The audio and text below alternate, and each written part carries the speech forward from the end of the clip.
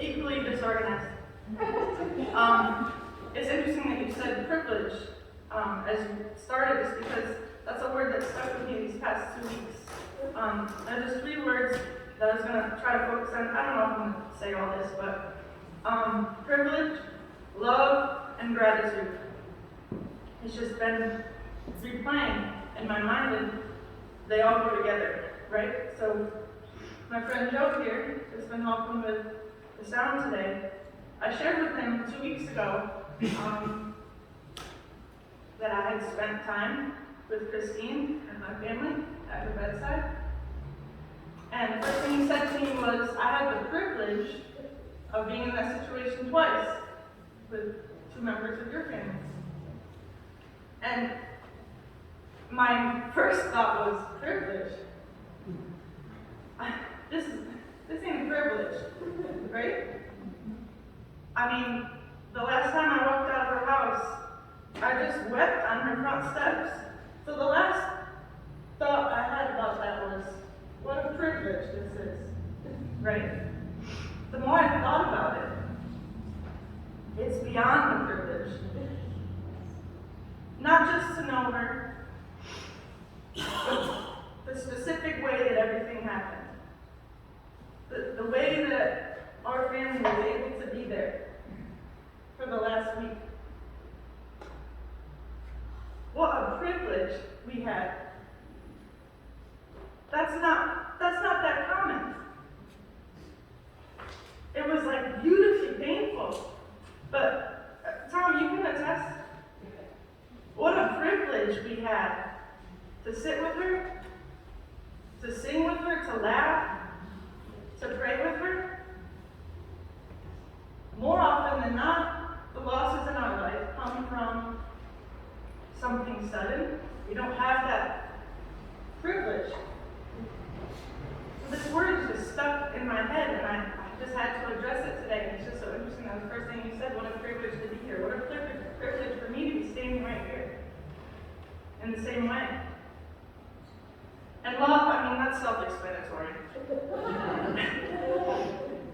I don't really need to say anything. The number of people that are here right now, there's like over 50 people online that couldn't get here to pay their respects, to be a part of this celebration of her life.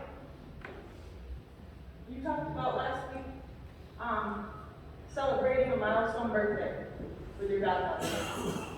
And all the people that came from all over to celebrate her was because of the love that she gave out her whole life. So you see that right here. And she sees that right now. For believers, our eternity is the promise. Okay? But on earth here, nothing is promised. But when we live a life of gratitude, like she lived,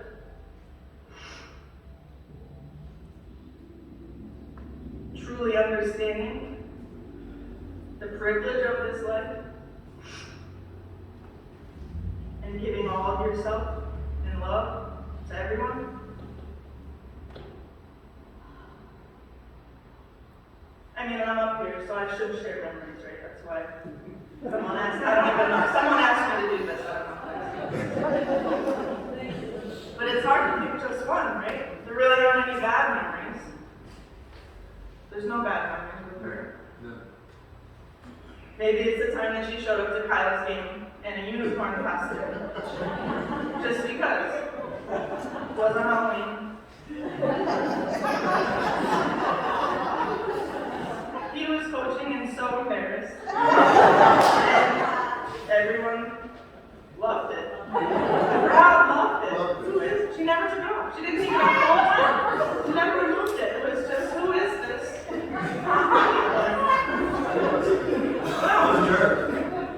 Mom's hugging a unicorn? How your mom's hugging a unicorn in the stands? Maybe it's that time. Or maybe it's watching Elf with her at Christmas. Every single year, as if it was the first time she ever saw it. Every year. That she, and if you know what her laugh sounds like, you know why that's a joy and memory that we have. Maybe it's countless rounds of Mad Libs that got more and more inappropriate as we got older. Maybe it's the massages with her little tiny paws on our shoulders.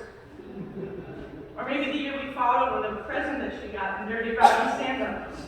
She was so mad. She was so mad. Or maybe it's the time that she stole the dance floor at my wedding that you saw at the end of this video. Dancing to Billie Jean and killing it.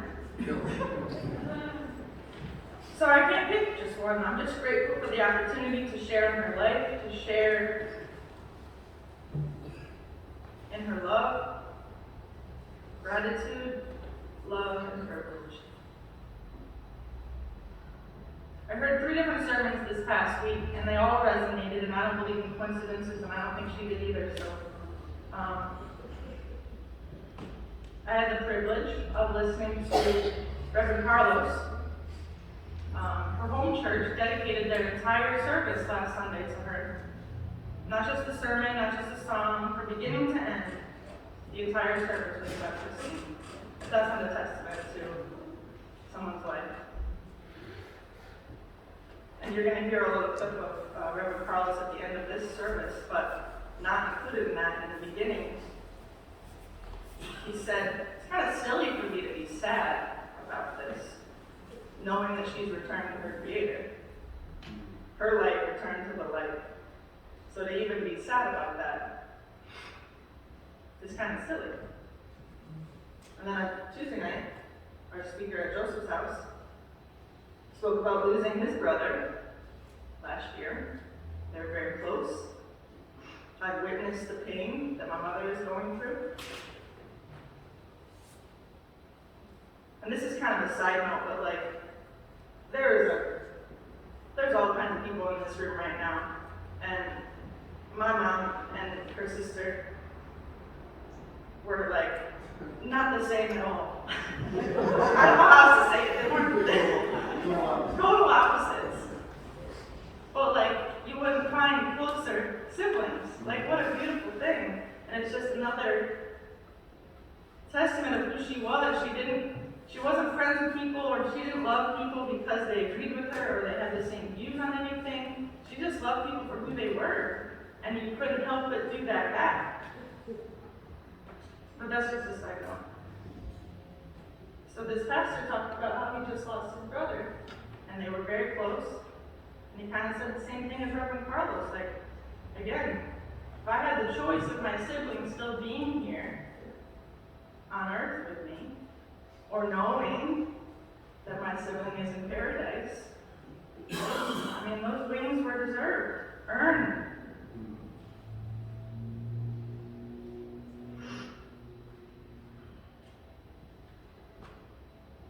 When we were celebrating her birthday 2 weeks ago, Tom, you looked around and we were just like, there is so much love in this room. In your little living room. So much love. And it's like tenfold in this room.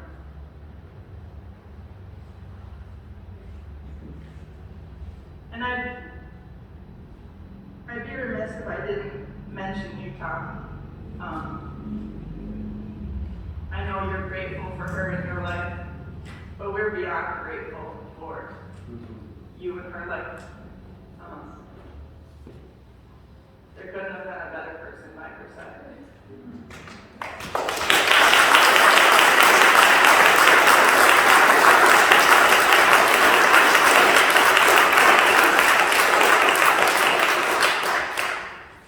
The love you had for her to her last breath really has no words. And we all have someone by our side like that until the end. May we all have a sibling that we call our friend. I don't mean they're not at all.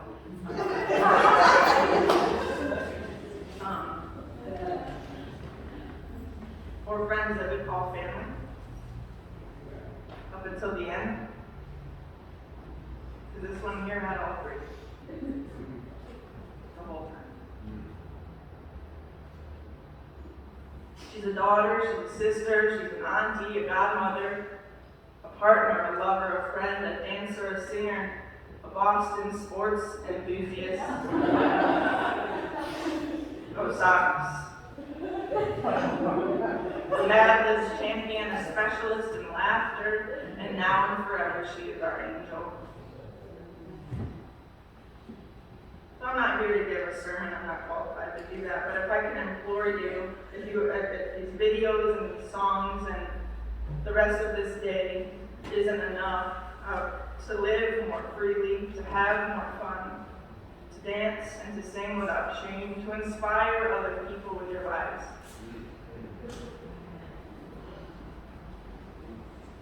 Because she did that without quoting scripture. Right? And a lot of times we can live a better sermon with our lives than we can speak with our mouths. But she did quote scripture every morning, right? Just not necessarily in those exact words every morning. Right? This is the day the Lord has made. Let us rejoice and be glad in it. But how does it go, Tom? This is the best day ever. And nothing's going to change on that. This is the best day ever.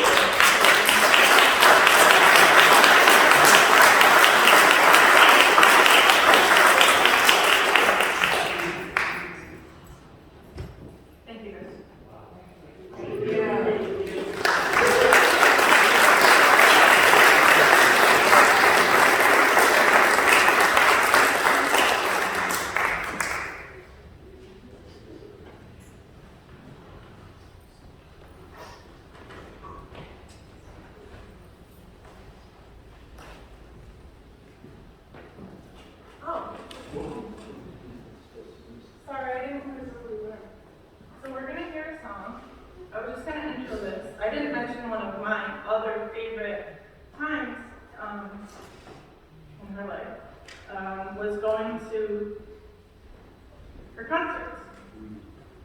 Mystic Chorale, Joyful Voices Inspiration. That was always a joy for me. And I know being a part of those things were a joy for her.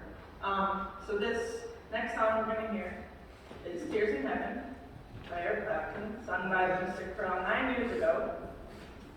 It's the first, maybe not the first, but the first time I recorded going to one of her concerts. And so she's in this. So Christine and Mr. Chorale.